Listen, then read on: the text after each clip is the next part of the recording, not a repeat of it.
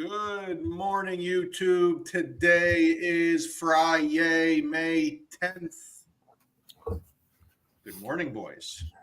Good morning. Good morning, soldiers. What is going on in your mortgage world today? Battling to win back some deals that I had already. That's what we're going to do. We're fighting for a deal that's come to fruition that we might lose 4 weeks after we worked on it. Well, keep on fighting, Tommy. Anthony, how you feeling today? Under the weather, but we're grinding. All right. No days off. No days off. No I'm days off. saying it's allergies, big boy. Allergies. My youngest one had a sinus cold and a sore throat and all that, and I picked it up yesterday. Confirmed sinus infection. Yes. Confirmed. Well, Yeah. What Confirmed. about you, Rye? not too much here. Just hanging out. Got a bunch of sleep last night. You went to bed early. Yeah, right. All kinds of sleep. No, just nothing too exciting. Looks like we got rates trending downwards this week. We might have our average-ish rate now below 7. We've been up, elevated above 7 for over a month now. So we got an inflation number coming next week. That's going to be very important. But, hopefully the economy is becoming bad enough in the Fed's eyes that they can do something. It seems like last week jobs number was bad. Inflation's still high. We'll see what the inflation number is next week, but maybe we reached a tipping point. I don't know. It's not a huge drop downward, but at least we're trending in the right direction the last 10 business days or so. No, yeah, everything is looking a little bit better. So, yeah, rates are on the downtick, so get those buyers ready. Yeah, because, with the elevated rates the last month, all I've been hearing about is inventory's up a little bit. So as the rates come back down around, you'll have buyers coming back in, and that inventory will probably be swept up pretty fast in this market, I would assume. Yeah, I think it's going to heat up and kind of go to that. It's still hot though in every area. It's going to get crazy. Oh yeah, for sure. Pop the roofs off. And I think one of the biggest questions we have is, hey, why is, let's say, for example, a $400,000 home, different payments in different areas, right? Why is it not the same payment for every home? And the main reason for that is property taxes. And every state does property taxes a little bit differently. And we are going to have a Friday morning math problem here for the people. So Tom, Anthony, go get your Bert and Ernie dolls so we can start figuring out some math. But property taxes are different in every state. Pennsylvania, they do them differently than Ohio, than West Virginia, than New York.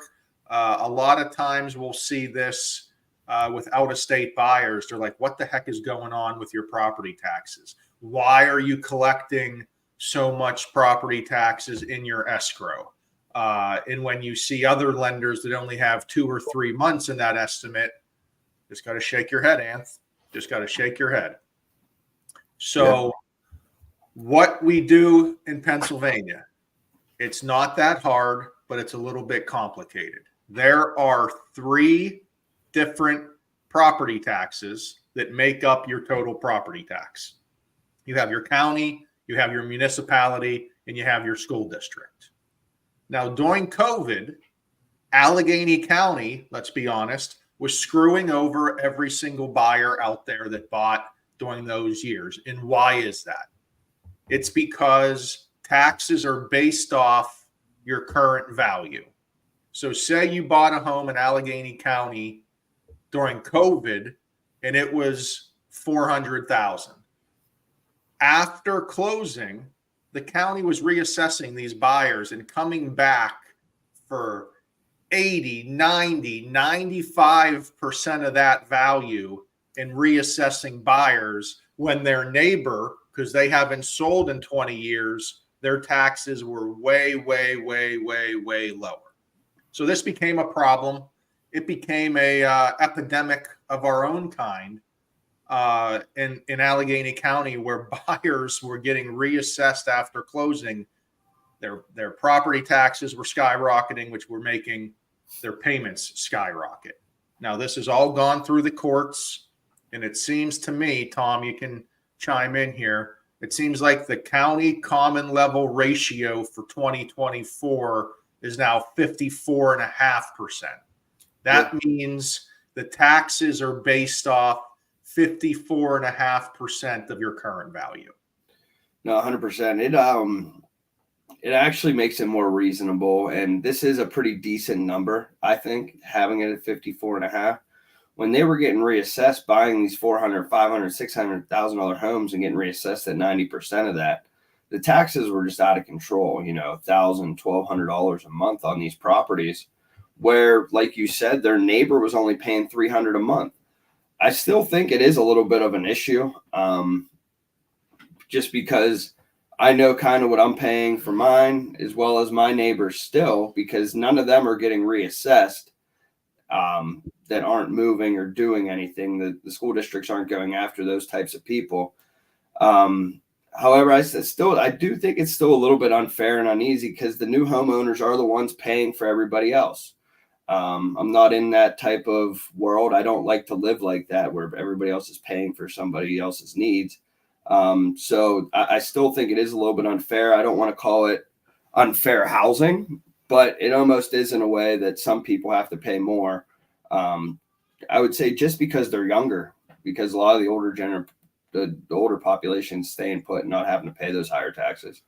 And it's why they dubbed it the newcomer tax, right? They're the new home buyer tax, because you're only getting taxed if you are purchasing new, just because the county can see that you just bought. I have seen the city of Pittsburgh, the school districts, of course, everyone's up in arms because they want their money. They want as much money as they can. They're now asking for a county-wide assessment. So this is far from over. But if anyone out there or any listing agent needs to know how to calculate taxes in Allegheny County, it is such an easy process. First, you got to get the current value. If your house is for sale, it's pretty easy to get that current value. Then you have to get 54.5% of that value. So if you have 400,000, that would be 218,000. Then you take 218,000 and you base that off the 3 millages. Now you can go right on the county website and find the millages. Now the millages are going to be different for every area. This is why property taxes are different for every property. So I'm a Robinson Township guy. So we based everything off Robinson Township. So Allegheny County is 4.73. Robinson Township is 3.2. Montour School District is 17.9638.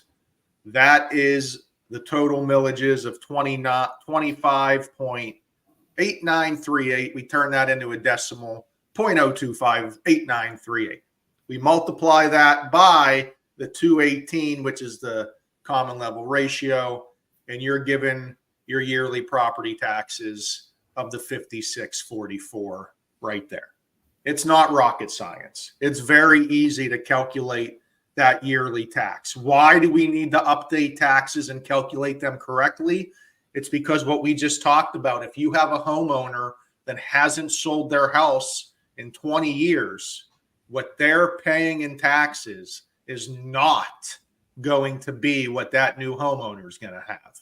I mean, Ant, we see it all the time that if you have a big discrepancy here, you're going to get reassessed after closing. Yeah, especially depending on the area. I mean, a lot of these homes are assessed for much, much lower than what they're buying it for. I mean, I had one yesterday. It was assessed for $68,000. They're buying it for $480,000. It's definitely kind of crazy. But having that information up front makes for a more happy client, later on down the line, so that they're not coming back saying, what the heck happened to my taxes? So especially this time of year, right? We're getting to that time of year where you're going to have 12 months of that escrow, just like we were talking about for that school tax.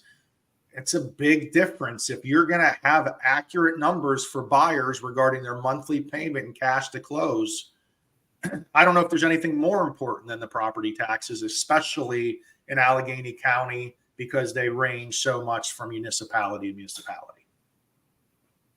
Yeah, and I think, you know what, man, I think it's important if somebody's selling a property or they're listing a property, you know, I know a lot of the real estate firms, they use third-party services for that, but a lot of the times that's the homestead exemption, that's the discounted taxes.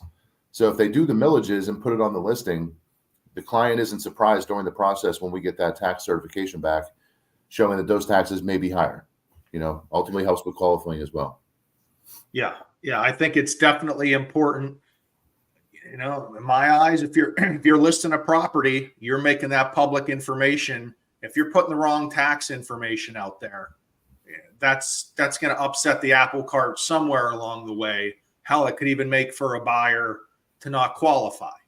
And you know, we're always doing our due diligence to double check taxes as much as we can, but I don't think either of us are listing properties and putting information out there to the public. So just make sure that tax information is accurate as possible. And I think we can all give a 5-minute class if anyone calls, if they have any help or need help calculating the taxes. Because as we just did it, it is very, very easy. I think Ryan, I'm actually offering 3 different 5-minute classes. I'm offering a 5-minute tax class, a 5-minute Agent One app class, and a 5-minute cost estimate reading class. So reach out to me to go for any of my 5-minute classes I'm teaching. Wowzer, we got a Friday bonanza from Tom Burko. Not 1, not 2, but 3 5-minute classes. Call them today, ladies and gentlemen. Call and sign up today. First person to sign up gets a t-shirt. Whoa! Hey, those t-shirts are very comfortable. I sleep in one every night. Very comfortable. All right, boys, that's all we got. Great tax class. We will see you Tuesday. Call us for anything over the weekend. See you later. Later.